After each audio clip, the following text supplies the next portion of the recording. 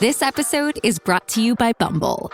So, you want to find someone you're compatible with, specifically someone who's ready for a serious connection, totally open to having kids in the future, is a tall, rock-climbing Libra, and loves rom-coms with vegan pizzas on Tuesdays just as much as you do. Bumble knows that you know exactly what's right for you. So whatever it is you're looking for, Bumble's features can help you find it. Date now on Bumble.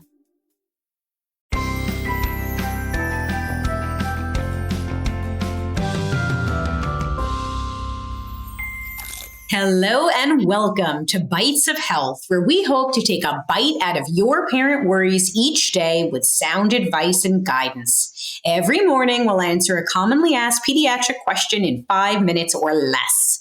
I'm Dr. Jess Steier, a public health scientist, and today I'm joined by our pediatrician bestie, Dr. Dina DiMaggio. Hello, Dina. Hello, Jess. All right, today we are going to talk about milestones for 6 months of age. The clock is ticking, so let's get to it. All right, Dina, can you explain the motor milestones that parents should be on the lookout for when their little one is 6 months old? Certainly. So at 6 months is one of my favorite ages. So babies usually start displaying significant improvements in their motor skills. They may be able to roll over from their tummy to their back and vice versa.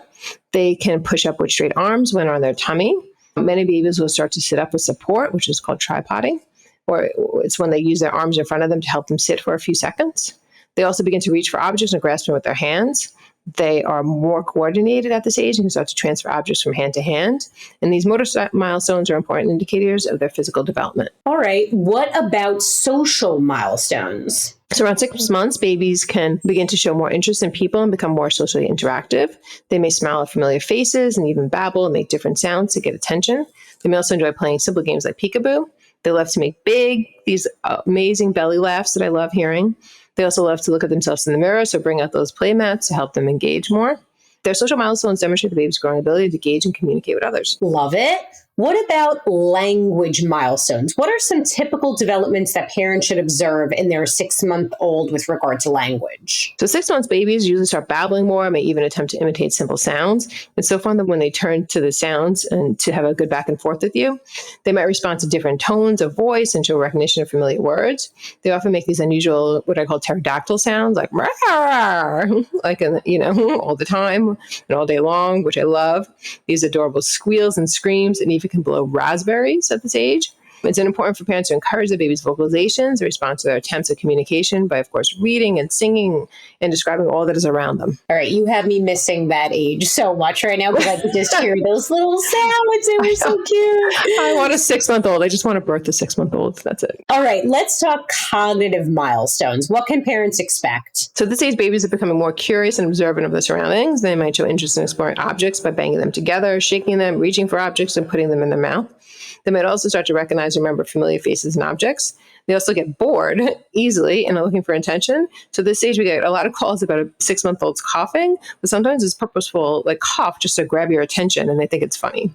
These cognitive milestones indicate their growing ability to think and learn. So in terms of emotional milestones, what should we be looking for at 6 months? So at 6 months, babies begin to develop stronger emotional bonds with their primary caregivers.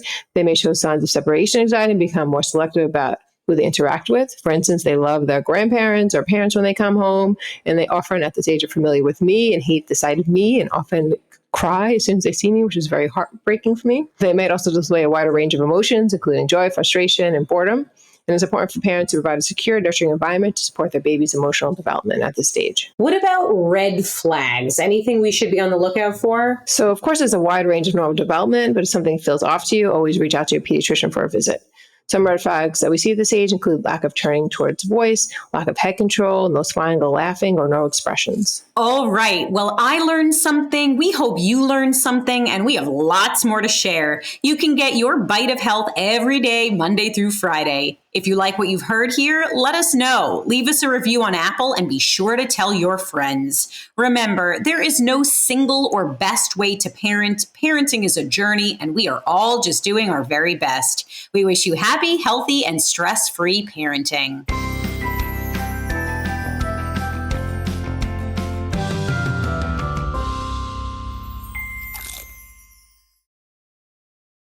As a longtime foreign correspondent, I've worked in lots of places, but nowhere as important to the world as China. I'm Jane Perlez, former Beijing bureau chief for the New York Times.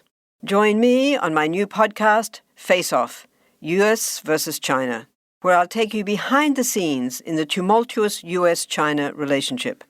Find Face Off wherever you get your podcasts.